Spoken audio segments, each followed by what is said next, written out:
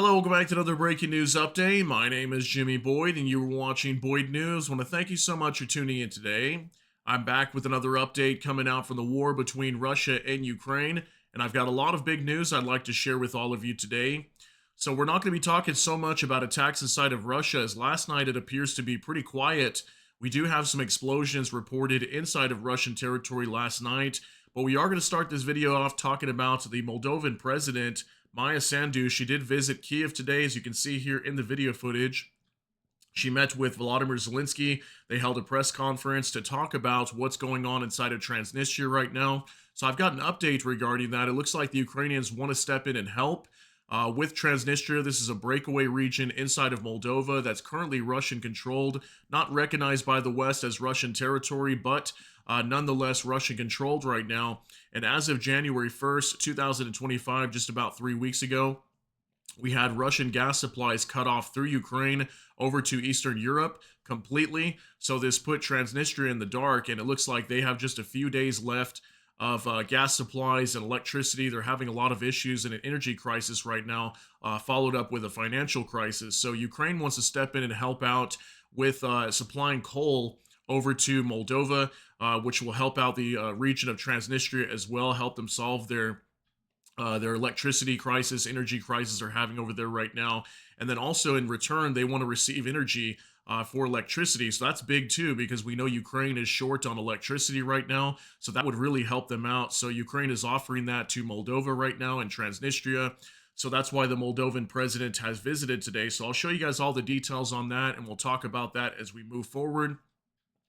Also have reports of attacks inside of Kyiv last night, drones entering into the capital. We do have some residential buildings that were struck last night, some people being injured as well, and firefighter crews having to rescue people trapped in some of their apartments. So I'll show you guys the pictures coming out from there. We also have a report of an explosion inside of Belgorod. So the Belgorod region, something blew up over there. Don't know exactly what it was. I'm thinking that maybe it was some sort of ammo depot or small warehouse or building that had ammunition inside of it, because I've got some video footage that kind of sounds like you're hearing pop sounds, some secondary explosions, maybe some small arms ammunition was stored in there. And also the Morozovsk airfield in the Rostov region had some sort of fire that broke out at some warehouses over there. So don't know if that was due to a drone attack. I don't really have any reports of drones entering into Russia last night, but I'm pretty sure there was drones entering into some territories, just nothing major like what we saw just yesterday. Okay, obviously we had that major strike on the Ryazan oil terminal, or oil refinery, excuse me, that thing being hit multiple times. I actually have a new video from there I can show you guys today of that thing getting hit as it was already on fire. So it obviously got hit multiple times yesterday. So let's go ahead and jump into all the news, guys. I've got a lot of reports to go over. We're going to start off here on X. We don't have any mainstream news to go over today.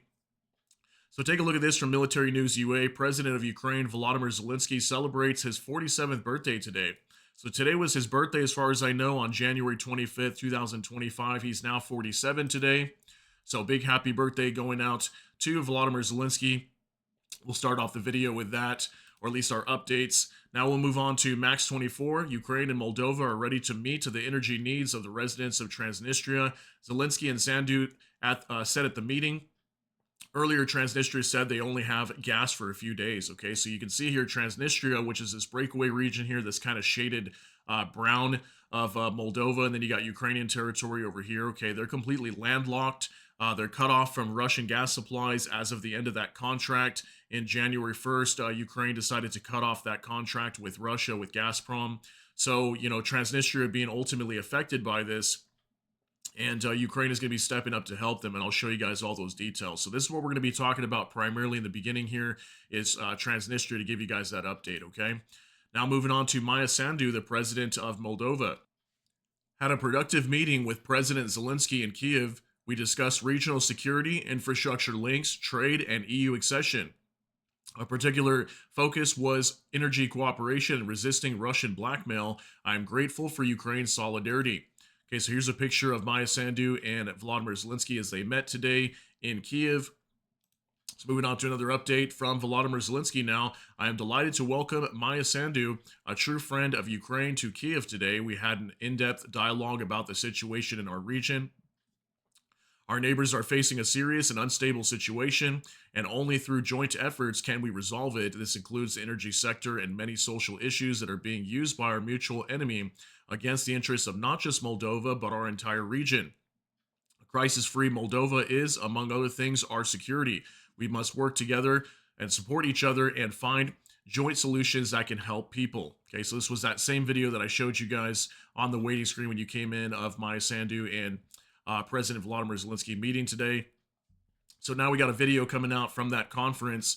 This is from Anton Gerashenko. Ukraine can provide coal to fuel Transnistria's thermal power plant in exchange for electricity for Ukraine and Moldova, President Zelensky reported. Zelensky shared this in a press conference following the meeting with Moldovan President Maya Sandu in Kyiv today. But both countries are ready to meet the energy needs of Transnistria, said their joint statement. Meanwhile, the so-called president of Transnistria, Krasnoselsky, keeps pushing that the line that no offers of help have been made. Despite being in a month-long energy crisis at the hands of the Kremlin, the Russian-controlled government of Transnistria keeps banking on Putin to rescue them, but Russia is known for letting down its long-term partners. Okay, so yeah, like literally they have days left, okay? Probably by the end of the month, Transnistria is going to be completely out of gas, so that means no heating. They have an electricity problem. They have a water supply problem right now. Also, because of the energy supply issue. So, they've got to do something soon. They've got to make some sort of decision. And it looks like Ukraine and Moldova have been reaching out and they're willing to, step up and help here. So let's see if the Transnistrian authorities decide to do that. But take a look at this statement from Zelensky at this conference today. Вони використовують, до речі, українське вугілля, ви знаєте, антрацит, який був вкрадений Росією після окупації Донецької, Луганської області, частин нашого Донецького, Луганського регіону. Саме там вони взяли і просто вкрали наше вугілля, і частина цього вугілля була відправлена, до речі, в Тирасполь. Тобто це все одно наше вугілля, яке там знаходиться. Питання в тому, що якщо вони не знають, як використовувати іншу марку вугілля, та того вугілля, яке є у нас, ми готові, ми про це вже мали консультації з молдовською стороною. І, до речі, Тирасполь це знає, їх люди знають про це. І якщо їм потрібно, ми відправимо команду наших людей, які на цій станції все це будуть робити дуже швидко. Якщо ми даємо їм вугілля, ми готові говорити за низьку ціну, навіть безкоштовно, якщо ми можемо замість цього вугілля отримати електрику. Що справедливо, ми даємо вугілля, вони мають електрику для себе, для всієї Молдови, ми отримуємо електрику для себе, якщо нам потрібен імпорт і не вистачає, так, і зайву електрику віддаємо Молдові. Я вважаю, що якщо ти думаєш про людей, це абсолютно зрозуміла схема. Okay, so very generous offer coming from Volodymyr Zelensky, willing to transport coal. Looks like a different grade of coal that even they could train inside of Transnistria and send a team over there to help them start using this new grade of coal. And this would also solve the energy crisis, or at least help out with Ukraine as well, because they're willing to give free coal over to Transnistria. They can use this, and then this would supply energy in return for Moldova and also for Ukraine. Okay, so it looks like Zelensky's trying to make some sort of deal to help out his country, because we know right now that Ukraine is suffering an energy crisis themselves in terms of energy. Okay, also from Spravdi Stratcom Center, President Zelensky announces that Ukraine has everything necessary to now quickly replace the recently terminated Russian gas transit flows to Europe with gas from Azerbaijan. Ukraine's extensive gas transit network will deliver gas from any friendly nation, not Russia. Okay, so I thought this was really big as well, because he's talking about Azerbaijan now. So we know that the gas supplies were cut off through Ukraine coming from Russia. So now, Europe's got to find new ways to get natural gas flows from other nations. So it looks like Zelensky has a plan to try to get upwards of 25 billion cubic meters of liquefied natural gas from Azerbaijan that could help out Europe, and he wants to replace that for the gas that's been cut off from Russia. Okay, so go ahead and take a look at this video as well. It's about a minute and a half. У нього експорт дуже великий Азербайджану на сьогодні, спроможності експорту 25 мільярдів кубів. І ми з ним говорили, щоб він міг експортувати, він експортує, до речі, в багато країн він експортує свій газ. Ми можемо використовувати і нашу інфраструктуру, якщо дійсно країнам іншим, як я сказав, в Східній Європі в тому числі, потрібен газ, а не потрібен російський газ. Ми про це ніколи не відмовляли. Я сказав, ні, російський газ, продовження контракту не буде. Ми юридично нічого не порушуємо, по моралі ми абсолютно морально праві, і юридично, і морально. І не даємо заробляти русським. Давати заробляти на своєму видобутку азербайджанцям, у нас прекрасні відносини, з задоволенням. Допомагати Словаччині і іншим країнам з задоволенням, якщо йдеться не про російський газ. Тобто ось те, що ми можемо зробити достатньо швидко. Можемо підписати контракти, можемо все це швидко налагодити, коли ми почуємо сигнал і від людей в Тирасполі, і від людей в Словаччині, і від людей в інших частинах Європи. Ось що можна зробити з енергетикою. All right, so it looks like Zelensky playing a little bit of chess here. Now going to start trying to get natural gas flows coming from Azerbaijan instead of from Russia, because we know that gas being cut off through Ukraine. So it affected a lot of different countries. Transnistria was probably the number one hit out of them all. I think Slovakia, even Hungary as well, were also harmed by these the cutoff of this gas. But yeah, that could be really big if Azerbaijan can start flowing their gas from their country over to Eastern Europe, and this would help out with Europe's energy crisis as well, because we know a lot of European countries are struggling with gas. Also, as so many countries were recently heavily relying on Russian gas. Okay, so that's very big as well. Max 24 now, military aid to Ukraine, thanks God, has not been stopped. Zelensky responded to the new U.S. administration suspension of foreign aid for 90 days. Ukraine is ready to give Moldova coal for free if we receive electricity. Ukraine may send people to maintain the power plant on the left bank of the Dniester, which is a river on the western side of Ukraine. Okay, so apparently that was something he also stated here today, was that military aid has not been cut off to Ukraine, because there was a big announcement yesterday from the new U.S. Secretary of State, Marco Rubio.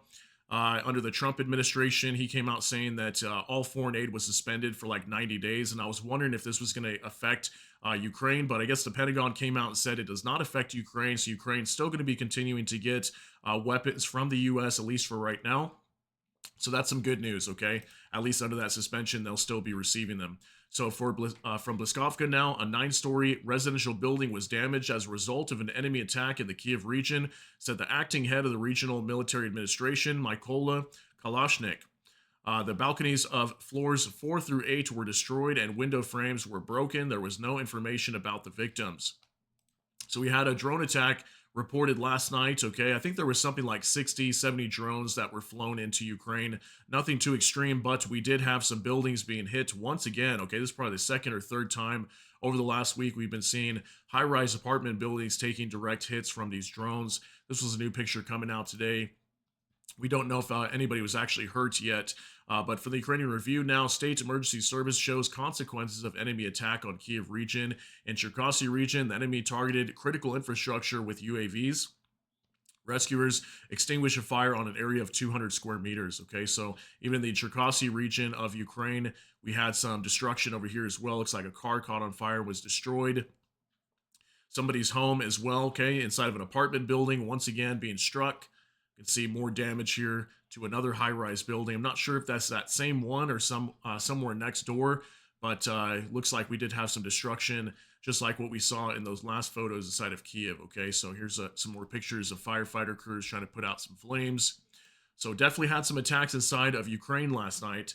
Now from Max 24, Belgorod, Bavovna. Okay, so as you can see here, not too much information. I tried to research this even on, like mainstream news, see if I could find anything over there.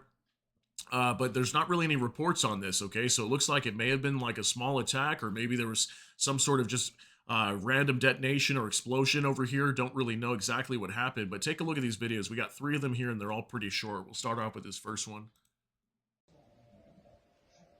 Это, наверное, газ или что-то взорвалось. Ничего.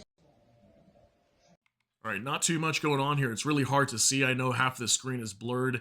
Looks like they're probably trying to protect which area this is that this explosion occurred at, maybe for the Russian military. But we can see something blew up over here. But my Closest indication here that I think of what it is probably some sort of ammo depot that was destroyed. So we got another video coming up.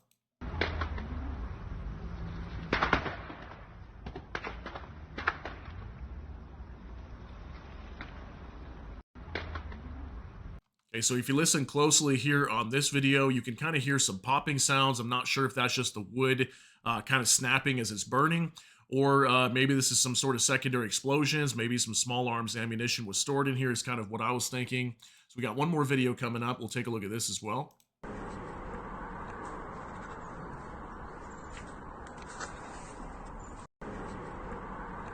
Okay, just a quick clip of more smoke here in the skies over Belgorod. So I'm thinking maybe it could have been a drone attack, but again, not too much information coming out today in terms of drones entering into Russia, but wouldn't surprise me if maybe there was a few that did enter into Russian territory last night. Now from Jay in Kyiv, warehouses at the Morozovsk airfield in Russia's Rostov region faced calamity and hardship once again last night. Let's pray for all barbaric savages that may have become worm food. Okay, so in the Rostov region last night, we had a fire here at the Morozovsk airfield. Now, this airfield has been targeted many times in the past. I have reported on this. It's probably been a good maybe 3 to 4 months, maybe longer, before we've last reported this airfield being attacked by drones. But it's not too far away from the Ukrainian border, so very easy for the drones to target. But some sort of fire here broke out on warehouses on this airfield. Take a look at this.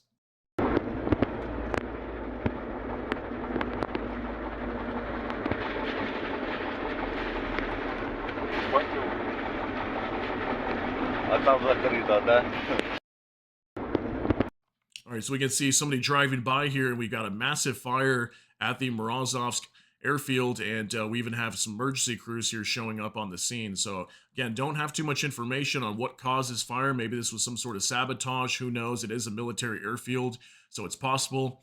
But if we get information on that, I'll share that with you guys at a later time. Now for Max 24 in the Irkutsk region, which is far eastern Russia, over near Mongolia, actually. A Sunday school at the Church of St. Nicholas burned down. It was a humanitarian aid collection point for the special military operation. All right, so we had a church being used, apparently, or church school being used for military purposes. Okay, looks like ammunition or some supplies here for the war was being stored. Maybe there's production facilities on the eastern side of Russia, and it's probably a pit stop where they kind of stop here and drop off supplies, and then maybe they get transported over to the front line. So go ahead and take a look at this, guys. 13 seconds long.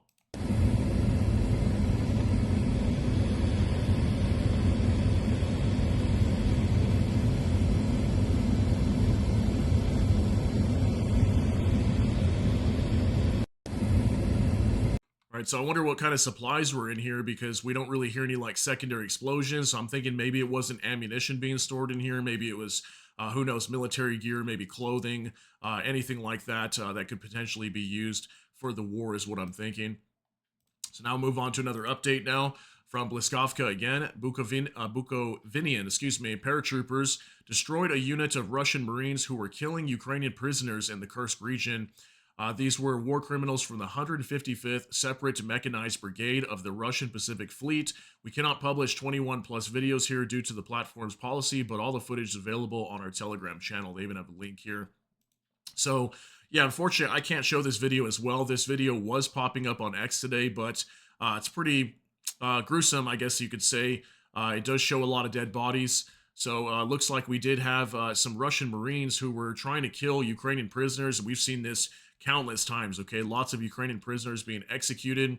And it looks like a group of paratroopers from Ukraine's military were able to locate these Russian soldiers and eliminated them, okay? And that's kind of what the video was showing on X. But unfortunately, guys, I'm sorry I can't show it here on YouTube. Also from Bliskovka, Main Intelligence Directorate of the Ukrainian Defense Ministry carried out a large-scale cyber attack on the systems of the Russian operator Megafon, which is involved in supporting aggression against Ukraine, the source said. The attack disrupted communications in the internet not only for Megafon, but also for other operators such as Yoda and NetByNet. Customers of these companies were left without access to the network, as well as to popular services including Steam, Twitch, and Discord. According to Ukrainian intelligence, this carpet attack was one of the largest strikes against Russia's telecommunications infrastructure. Okay, so it looks like we had a massive cyber attack on telecommunications infrastructure for the Russians. And this is probably the first time in a little while now that we've heard of a cyber attack coming from Ukraine. Ukraine just got hit recently with a cyber attack from Russia.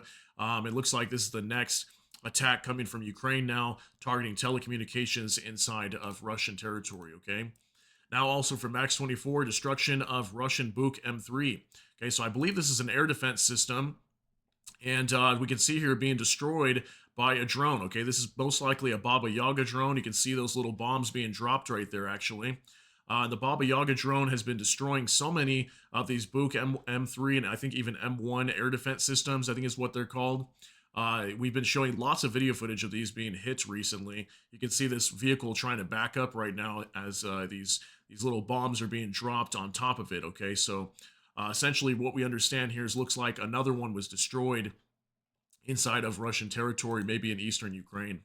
Now from Dimko Zlutenko, if I'm saying his name right, it's scary to see how Zelensky aged in 3 years of full-scale war. I thought this was pretty crazy too. I was looking at these two pictures, and here was him before the war when he used to wear his suits, and now you take a look at him now, and he looks like he's aged quite a bit. I know it's been, 3 years now, 3 years or so. But, just imagine this is something that I've talked a lot about with Zelensky is that he works so hard, okay?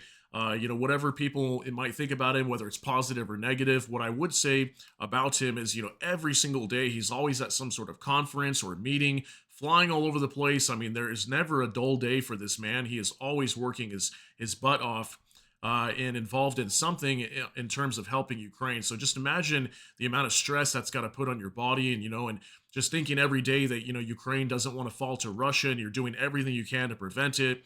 Having to talk to so many different people, deal with the military, deal with politicians around the world, and push for gaining new contracts with other countries and peace or agreements with other countries as well, security agreements, whatever it might be. It's got to be a lot of stress on your body. And if we just see just how much over the last few years he's changed, okay? I know he's got a beard as well, so that obviously makes you look a little bit older, but you can see like wrinkles and stuff. So pretty crazy how much war can affect people, right?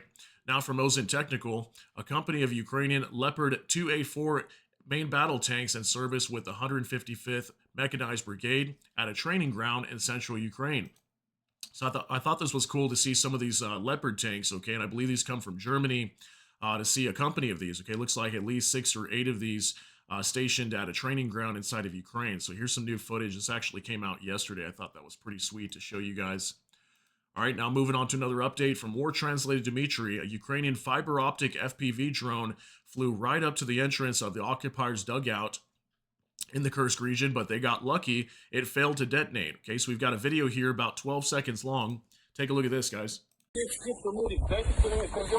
Сука.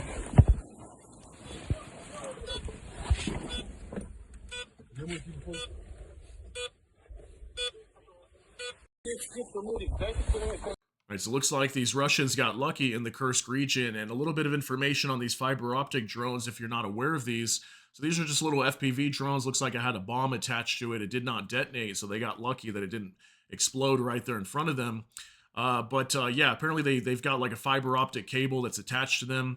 I'm not sure how far they can go. I'm pretty sure they can go tens of kilometers. The fiber optic cable makes it much more difficult for Russian soldiers to use electronic warfare systems to try to bring these down, which is why the Ukrainians use them. And also, the Russians use these as well, okay? But looks like we had a close call here with some of these Russians in this little dugout, okay? All right, now also from the Ukrainian Review, the war won't end quickly, but Trump can speed it up thanks to his influence and sanctions, said Zelensky. I like Trump's tactics so far. He immediately sends a message, warns Russia that it will be worse for it. I would not want our people to walk around with weapons in their hands, waiting for a new offensive by Russia. We need guarantees from the U.S. and EU. Okay, so this was the new statement that also came out over the last 24 hours from Vladimir Zelensky. So just some of his talking points talking about Trump.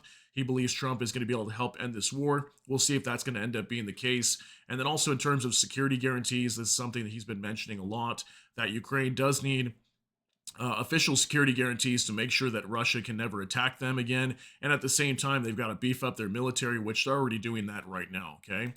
Moving on to another update from Anton Gerashenko. Ecological bomb, another Russian tanker, this time drifting off the coast of France, raises alarm.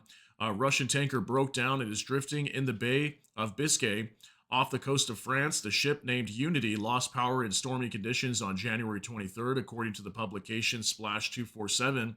The Unity departed from Primorsk on January 16th. According to the U.S. Energy Information Administration, the vessel is a 16-year-old Aframax tanker with a displacement of 80,000 to 120,000 tons. The Unity was carrying Russian oil destined for Mangalore, India. The tanker is owned by the Moscow-based company Argo Tanker Group, which purchased the vessel in September last year. This is not the only Russian vessel that has recently gone adrift. Several miles north of Rugen Island in the Baltic Sea, the Eventon, a ship flying the Panamanian flag and allegedly part of Russia's shadow fleet of oil tankers, also broke down.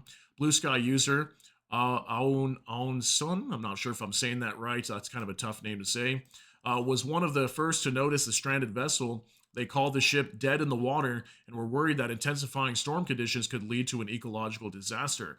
Whether French or other international authorities will tow the vessel remains unknown at this time. All right, guys, so another oil tanker that came from Russia over here, okay, from the Primorsk port, okay, this is over near St. Petersburg, right? Many of them go through here through the Baltic Sea. This is where we've been seeing cables being cut, Russian tankers being accused of cutting these, and then many times a lot of these oil tankers are breaking down. You can see here this thing was 16 years old, okay? Many of them are old, rusted out, falling apart, not well maintained, very unsafe to be sailing anywhere in the world, doesn't matter where it's at. So many of these European nations over here are very worried about, a lot of these oil tankers potentially breaking down, causing ecological disasters, destroying tourist locations, whatever it might be. So yet again, we have another one of these oil tankers breaking down. This is probably, I don't even know how many by now, maybe even 10 that have been destroyed, falling apart, sinking, whatever it might be, just breaking down all over the place, everywhere in the world, just over the last few weeks, I would say. So pretty crazy news story about that. Okay. Now from PS01, another Russian tank with North Korean 170mm M1978 Koksan self-propelled guns in the Trans-Baikal territory. Russians are short of heavy artillery and rely on the Norks for that. Okay, so new video footage coming out today of these Koksan artillery guns. Okay, we've been reporting a lot of these over the last probably couple months that have been heading over to Russia. It looks like a new shipment of these artillery guns going to Russia right now. Take a look at this.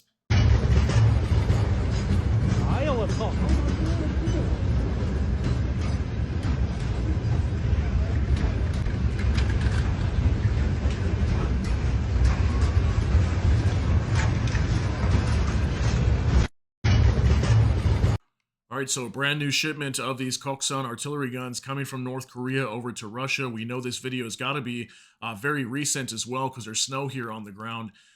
This, for sure in the last couple of months when the snow started to come down.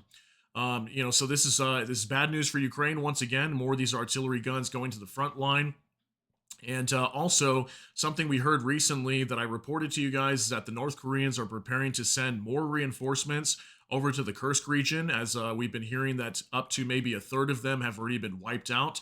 So we're talking maybe 2,000-3,000 or more North Korean soldiers could, have taken casualties in the Kursk region, and there was roughly about 11,000 being reported just a few months back.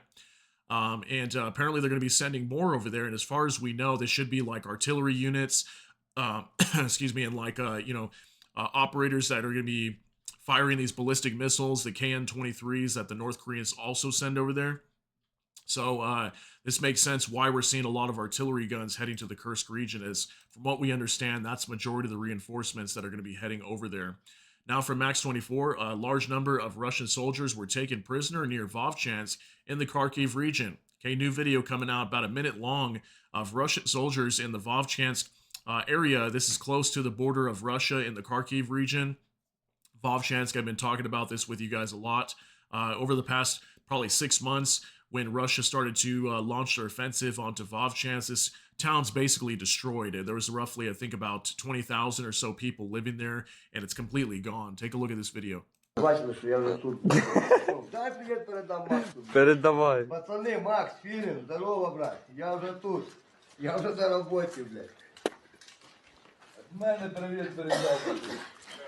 Так. Пацани теж. Нам же спочатку вийти треба сюди. Вийдеш. Ух, це ваша підарасина літає, пацани. А де вони стоять? Ау, могу знати. All right, we'll go ahead and pause it here, guys. A little bit of a longer video, but we can see dozens and dozens of Russian soldiers here that were captured inside of what appears to be some sort of building. And if you notice in the background, there was some sort of explosion going on there too. So, you know, lots of heavy fighting still happening at Vovchansk. And this town has just been completely leveled to the ground. Glide bombs have just been completely destroying it. But somehow Ukraine is still able to hold on to Vovchansk. They've been fighting over here for almost a year now, I want to say, ever since Russia launched their offensive into the Kyiv region. So that was a new video coming out today that I thought I'd share with you guys. Now for more translated Dmitry. Yes, no matter how many fairy tales experts tell about the insignificance of Kursk, no matter how much the Kremlin maniac swears its liberation is near, the truth still finds its way out. This morning, the newly appointed governor of the Kursk region, Kyiv, got a generous helping of crap from Russians who have suffered because of the war. The governor, who spent his whole life hiding behind his patron's skirt, endowed with power and money, shielded by every newspaper, with no one daring to say anything to his face, was entirely unprepared for such an outburst. His ego cracked from the very first insult directed at him, and diarrhea started flowing from his backside immediately. And it all comes down to this: Russians who lost everything because of Putin's adventure received housing certificates for accommodations that can't even be called livable. There isn't even basic finishing work. The meager handouts they received in September were long spent. There's no point in summing it up. This overstrained spring is beginning to snap back with full force right in the faces of those who set it in motion. So, new video here of the governor of the Kursk region. His name is Alexander Kyiv, and he's holding a meeting here at like a town hall with all the residents that are being affected by this war inside of the Kursk region. We know the Ukrainians pushed into the Kursk region roughly about 6 months ago or so, and lots of Russian citizens have been displaced due to the war if they had to, flee their homes. So apparently they were given some certificates for additional housing, and what we're hearing is, the housing is not sufficient. The walls are not even completed. They're just literally sleeping on a mattress, probably barely even any electricity or heating or anything like that. So the citizens are very upset by what's going on here, and I want you guys to see some of the responses coming from them during this meeting here at this town hall. Take a look at this. Я неправда, вот почему. Я отстаиваю не правительство. Я отстаиваю интересы людей. И здесь я нахожусь, и стою перед вами. И никуда от вас не деваюсь, не убегаю. Именно для того, чтобы найти и обсудить решение. И пропускаю мимо ушей и оскорбления, в том числе и лично ваш мой адрес. В том числе, я не хочу сейчас на эту тему говорить, и национальные все эти вещи, которые позволяете, Бог ради, Бог судья. Значит, Я сказал, вы отвечаете вопросом на вопрос. встаньте, пожалуйста, вот только отвечайте. Это вы не за людей, вы только сказки рассказывать, больше ничего. Это вы не за людей, вы только сказки рассказывать, больше ничего. Занимайтесь своей работой и не перебивайте людей, когда они говорят. Совесть нужно иметь.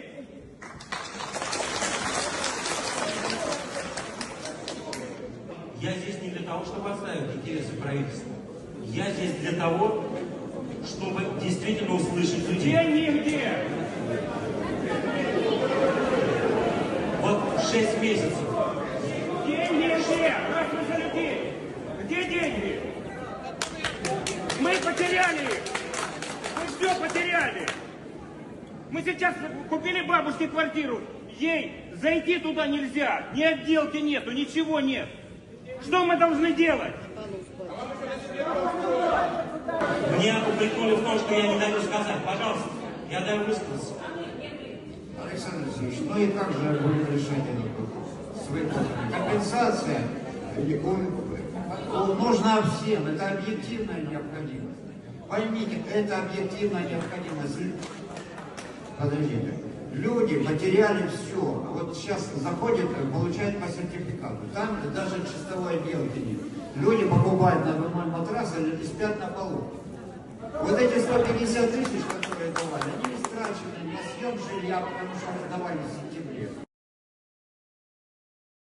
All right, very big update coming out from here, right? So we can see the citizens of the Kursk region very upset with the governor, and they were given some money, some handouts to help them out in time. While this situation is unfolding, as we know, the Ukrainians are fighting right now in the Kursk region. So many areas in Kursk have been evacuated, and people were brought to other areas of Kursk region or maybe other regions of Russia.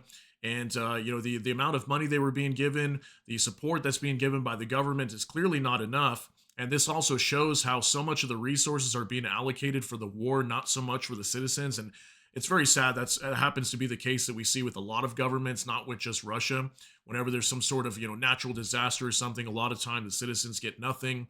And then when it comes to war, there's billions of money that gets poured into war. So unfortunately, that happens just be the case. But very sad to have to see this, but at the same time, this is what happens. This is a result of Putin launching this offensive into Ukraine, and look at how it's backfiring. And we could have a major, even revolution start to break out, at least with the Kursk region. A lot of these people are very upset with what's going on. So pretty insane video to show you there.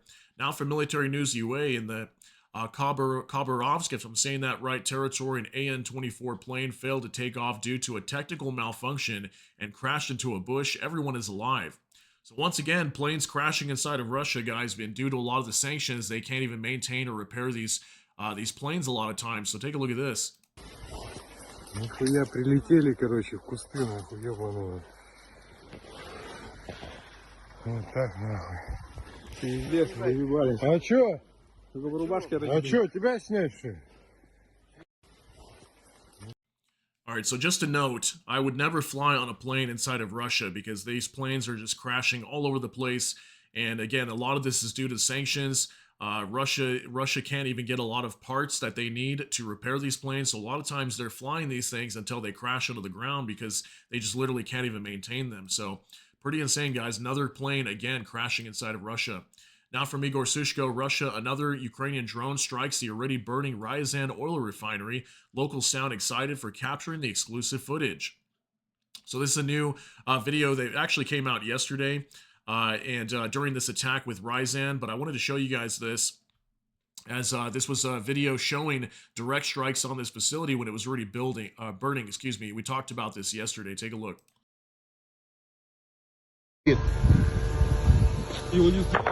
Вот, пошли сбивать. Самое эксклюзивное видео с мест событий. Вон мимо пролетел он. Вот. Попал. Пизда.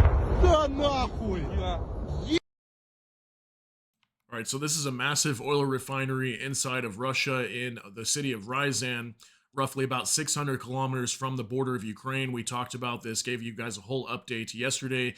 But in case you missed that video, I wanted to show you this video that I found today that shows this thing on fire in multiple areas, at least 2 major fires here, and it got struck again. Isn't that pretty insane, guys? So this thing definitely took multiple hits, and this is one of the largest oil refineries inside of Russia.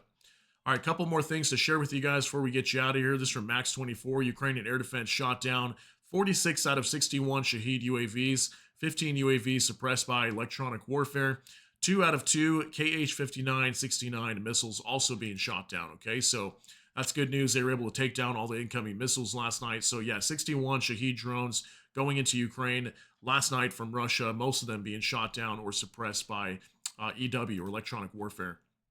Finally, last update from the Kyiv Independent. These are the indicative estimates of Russia's combat losses as of January 25th, according to the Armed Forces of Ukraine. All right, final update here. Russia's losses as of January 25th, 1,650 troops, 37 AFVs, 79 vehicles and fuel tanks, 7 tanks, 14 artillery systems, 51 UAVs, and 2 cruise missiles also being shot down, okay? Looks like that is it over the last 24 hours, guys. So definitely a longer video today. I want to thank you so much for hanging out here with me to the very end if you did. And if you got something out of this update, guys, please smash that like button. Also, if you enjoyed my content, please consider subscribing down below. Hit the notification bell. That way YouTube can notify you. With that, hope you all have a great day. Everybody take care and God bless. And we'll see you in the next one.